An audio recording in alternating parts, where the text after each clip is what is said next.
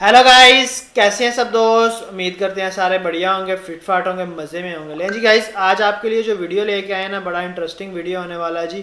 आज का वीडियो है जी इंडिया वर्सेस चाइना, दोनों का कंपैरिजन होने वाला है। Who has the stronger military in 2026। Military comparison है। तो लेटेस्ट वीडियो है जी, ये देखते हैं और करते हैं जी स्टार्ट। WDMMA ने 2026 में ग्लोबल एयर पावर्स की जो लेटेस्ट रैंकिंग जारी करी और जिसमें इंडियन एयरफोर्स की रैंकिंग चाइनीज़ एयरफोर्स से ज़्यादा देखकर कुछ लोग कंफ्यूज थे, तो कुछ लोग इस रैंकिंग पर प्रश्न उठा रहे थे। खैर, ये रैंकिंग किस आधार पर है, कैसे दी जाती है, उसको ऑलरेडी हम डिफेंस अपडेट में कवर कर चुके हैं। उम्मीद आप सबने वीडियो देखी होगी। अगर नहीं भी देखी तो भी आप दोबारा जाके देख सकते हैं। पर फिलहाल आज की इस वीडियो का जो मेन थीम रहने वाला है, जो कि आपको टाइटल देख के समझ में आ गया होगा कि हम भारत और चीन की मिलिट्री का कंपैरिजन करने वाले हैं। इससे पहले हमने एक कंपैरिजन वीडियो बनाई थी 2020 में, जब भारत और चीन के बीच पूर्वी लद्दाख में स्टैंड ऑफ की शुरुआत हुई थी। हालांकि पूर्वी लद्दाख का जो स्टैंड ऑफ था तो वो चीन को काफ़ी ज़्यादा महंगा साबित हुआ है। लेकिन ऐसा बिल्कुल भी नहीं है कि 2020 के बाद से चीज़ें बिल्कुल नॉर्मल हो गई हैं, बल्कि इसके बिल्कुल उल्टा हुआ है। और जैसे कि आर्मी ऑफिशियल्स भी क्लियर कर चुके हैं कि भारत चीन बॉर्डर पर सिचुएशन स्टेबल जरूर है, लेकिन सेंसिटिव बनी हुई है। और 2020 के बाद से अभी तक दोनों ही देशों ने अपनी मिलिट्री कैपेबिलिटीज़ को महत्वपूर्ण तरीके से बढ़ाया है। तो इसलिए भारत और चीन की मिलिट्री का लेटेस्ट कंपैरिजन देखना तो बनता ही है, जिसमें हम ये जानने की भी कोशिश करेंगे कि 2020 में चाइनीज़ मिलिट्री के सामने जो लिमिटेशंस थी, जो कि भारत को एक बड़ा एडवांटेज देती थी चीन के सामने, तो क्या वो लिमिटेशंस आज भी वैसी ही हैं या फिर चीन ने उन लिमिटेशंस को दूर करने का कोई तरीका ढूंढ लिया है। और इन सभी फैक्टर्स के आधार पर हम जानने की कोशिश करेंगे कि आज के समय में भारत और चीन की मिलिट्री एक दूसरे के सामने कहाँ पर टिकती है। तो स्वागत है आप सभी का डिफेंस ज्ञान सीरीज़ के एक और बेहद ही फ्रेश एपिसोड में। So without wasting any time, let's begin.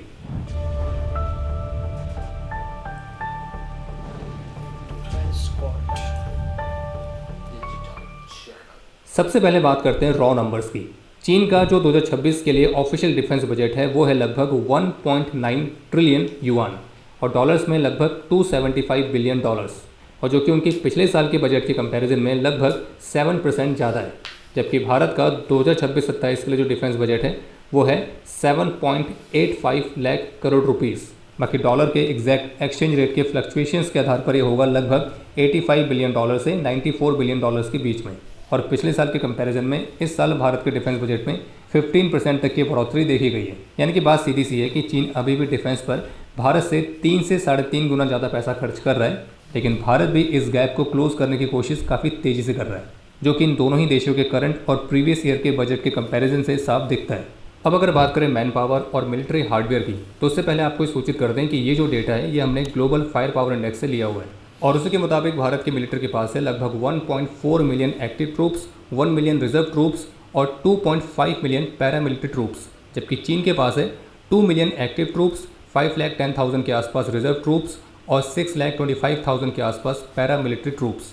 तो कहने का मतलब ये है कि एक्टिव ट्रूप्स के मामले में चीन की सेना भारत की सेना से बड़ी है, लेकिन अगर आप एक्टिव ट्रूप्स, रिजर्व ट्रूप्स और पैरामिलिट्री ट्रूप्स इन सबको कंबाइन करेंगे तो भारत के पास टोटल मैन पावर है लगभग 4.9 मिलियन, वहीं चीन के पास है 3.1 मिलियन। और जिन्हें नहीं पता उन्हें बता दें कि एक्टिव ट्रूप्स का मतलब होता है कि फुल टाइम सोल्जर्स, यानी कि वो सोल्जर्स जो कि करंटली मिलिट्री के सर्विस में हैं, जबकि रिजर्व ट्रूप्स में आते हैं रिटायर्ड सोल्जर्स।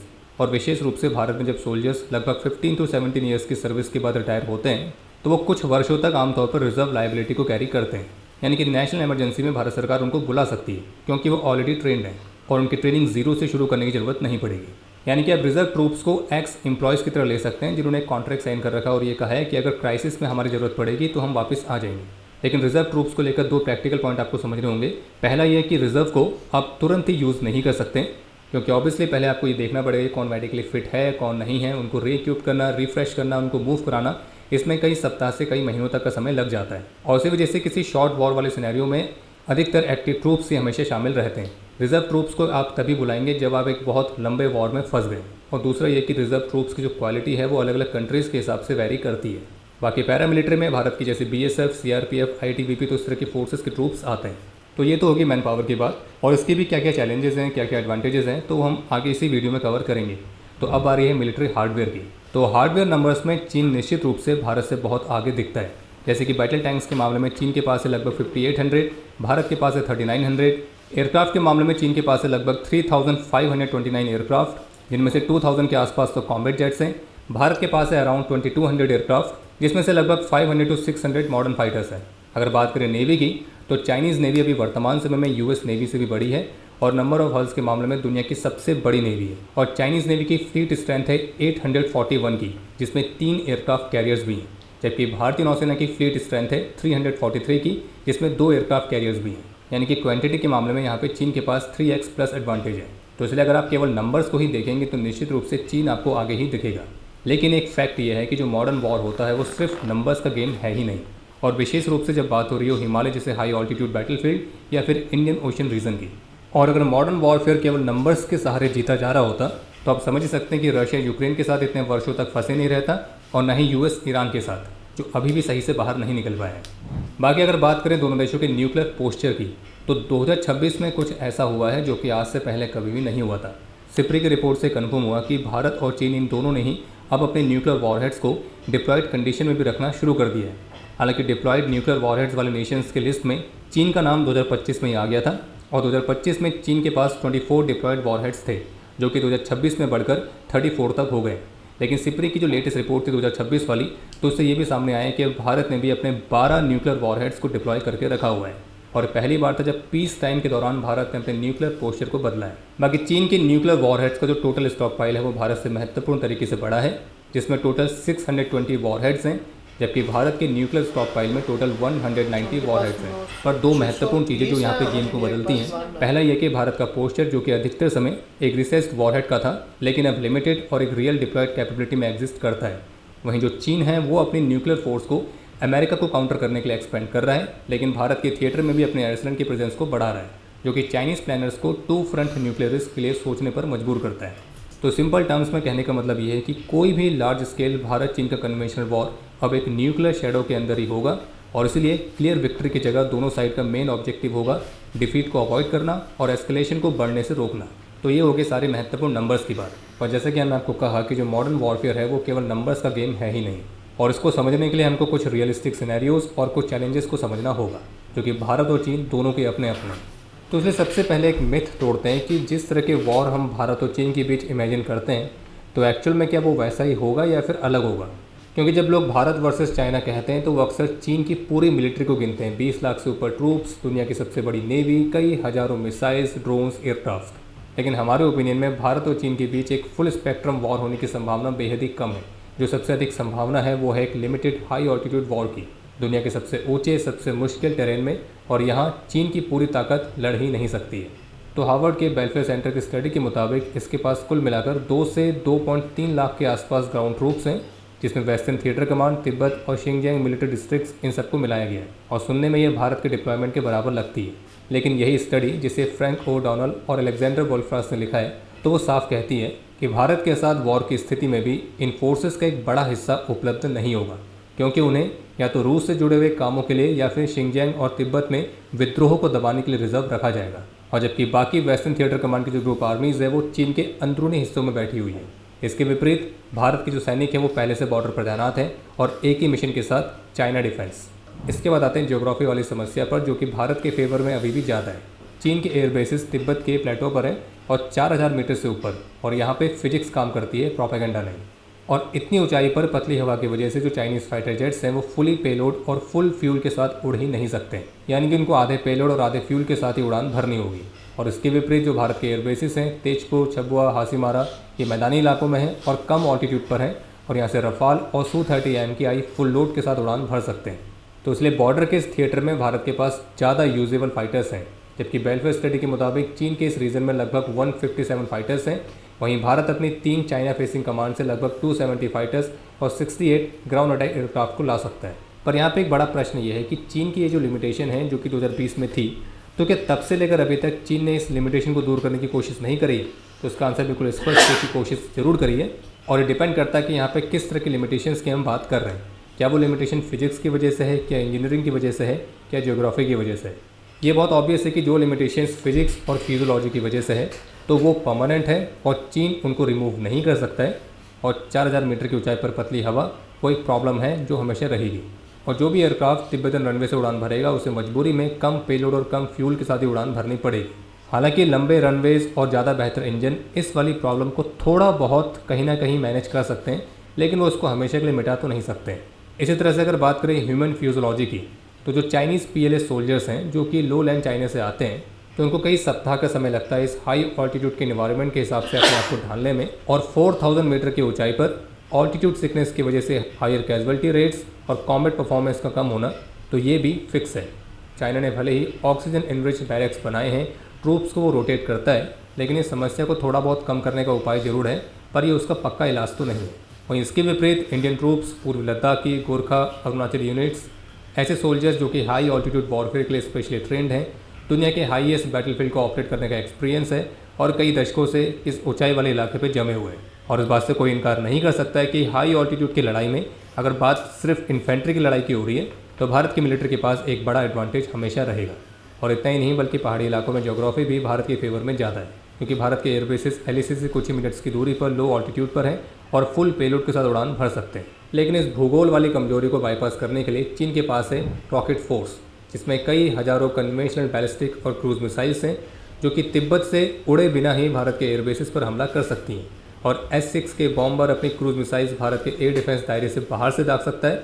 तो यहाँ पे चीन के पास एयर एडवांटेज है, हालांकि उसकी गारंटी पूरी नहीं है। इसके अलावा जब बात होती है चाइनीज़ मिलिट्री की, तो नंबर्स के मामले में हर कोई कहता है कि चाइनीज़ मिलिट्री बहुत बड़ी है, लेकिन उसके साथ एक टैग भी लगता है कि ये दुनिया की एक बहुत ही बड़ी अनटेस्टेड मिलिट्री है। और देखा जाए तो चीन के कमांडर्स भी स्पष्ट रूप से नहीं कर सकते हैं कि जब एक्चुअल वॉर में वो कभी फंसेंगे तो उनकी मिलिट्री किस तरह से रिस्पॉन्स करेगी। क्योंकि चाइनीज़ PLA ने जो आखिरी बड़ी जंग लड़ी थी वो थी 1979 में वियतनाम के खिलाफ, यानी कि एक बहुत छोटी मिलिट्री के खिलाफ, और वो जंग चीन बहुत बुरी तरह से हारा था। और तब से करीब 46 साल चाइनीज़ PLA ने कोई भी बड़ा युद्ध नहीं लड़ा है। और चाइनीज़ प्रेसिडेंट शी जिनपिंग खुद इसे पीस डिजीज़ कहते हैं और इसे PLA के लिए एक बड़ा खतरा बताया है। और PLA ऑफिसर्स को अक्सर इस बात का डर रहता है कि जो पीस डिजीज़ है, तो इसके चलते उनके सैनिक जिन्होंने कभी भी लड़ाई नहीं देखी, जिनके पास कोई एक्सपीरियंस है ही नहीं एक्चुअल वॉर का, तो वे लापरवाह हो सकते हैं और वनरेबल साबित हो सकते हैं। और इसके विपरीत भारत की मिलिट्री दुनिया के सबसे कॉम्बैट एक्सपीरियंस फोर्सेस में से एक है। कारगिल, सियाचिन, लगातार LOC ऑपरेशंस, दशकों की काउंटर इंसर्जेंसी, ये सब का भारत के पास अनुभव है। और सबसे लेटेस्ट अनुभव तो ऑपरेशन सिंदूर का है, जिसमें 88 आवर्स के अंदर भारत एक न्यूक्लियर आर्म्ड स्टेट को घुटनों पर ले आया था, चीन और US जैसी कंट्रीज़ के सपोर्ट के बावजूद। लेकिन ये कहना ज़रूरी है कि भारत के पास एक लो इंटेंसिटी के और माउंटेन वॉरफेयर का बहुत अच्छा अनुभव है, लेकिन एक बड़े पैमाने के मॉडर्न कंबाइंड आर्म्स वॉर का ज़्यादा अनुभव अभी तक नहीं है। और चाइनीज़ PLA जो कि एक्सपीरियंस में कमज़ोर है, लेकिन उसे टेक्नोलॉजी, ड्रोन्स और रियलिस्टिक ट्रेनिंग से भरने की कोशिश कर रहा है। तो कॉम्बैट एक्सपीरियंस भारत के पक्ष में जरूर है, लेकिन ये भी सिर्फ अकेला जंग नहीं जीता सकता है। अब आते हैं टू फ्रंट प्रॉब्लम पर, जो कि भारत की तो हर कोई डिस्कस करता ही है, लेकिन ये प्रॉब्लम चीन की भी है। और चीन के चारों ओर के प्रेशर पॉइंट्स हैं ताइवान, साउथ चाइना सी, जापान और US इंडो पैसिफिक। और भारत की तरह चीन की भी अपना मल्टी फ्रंट प्रॉब्लम है। और CNAS की रिपोर्ट के मुताबिक चीन की जो सबसे बड़ी स्ट्रेटेजिक प्रायोरिटी है वो भारत नहीं है बल्कि ताइवान है। और भारत PLA प्लानर्स के लिए एक सेकंड ऑर्डर कंसिडरेशन है, जबकि उसका ध्यान और उसके रिसोर्सेज US और उसके एलाइज की तरफ है और फर्स्ट आइलैंड चेन जापान से ताइवान तक लगे हुए हैं। और चीन का सबसे अच्छा और सबसे मॉडर्न इक्विप्ड जो ईस्टर्न थिएटर कमांड है, तो वो ताइवान के सामने है। यानी कि मतलब साफ है कि भारत के खिलाफ चीन अपनी पूरी ताकत कभी भी नहीं झोंक सकता है, क्योंकि उसकी पीठ पर एक बहुत बड़ा थिएटर हमेशा खुला रहता है। लेकिन 2020 के लद्दाख स्टैंड ऑफ के बाद से जो सिचुएशन है वो काफ़ी हद तक बदल चुकी है। और तब से लेकर अभी तक क्या क्या बड़े बदलाव हुए हैं, कैसे वो बड़ी लिमिटेशंस को दूर करते हैं, कैसे उनको बाईपास करते हैं, और अगर हम कल भारत और चीन के बीच किसी युद्ध की कल्पना करें तो उसके सिनेरियोज किस किस तरह के हो सकते हैं, तो वो सब हम डिस्कस करेंगे इस वीडियो के पार्ट 2 में, क्योंकि ये वीडियो ऑलरेडी लंबी हो चुकी है। तो इसलिए अगर आपने अभी तक चैनल को सब्सक्राइब नहीं किया तो सब्सक्राइब जरूर कर लें, ताकि जब भी पार्ट 2 अपलोड हो तो आपको उसका नोटिफिकेशन तुरंत। अच्छा, देखा जाए तो कंपैरिजन किया गया जी दोनों कंट्रीज़ के अंदर।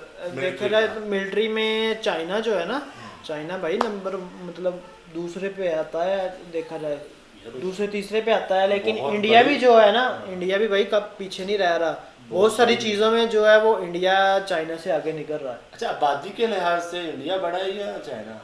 आबादी के लिहाज से मेरे ख्याल में चाइना बड़ा है, रकबे के लिहाज से भी चाइना बड़ा है ना, रकबे के लिहाज से भी।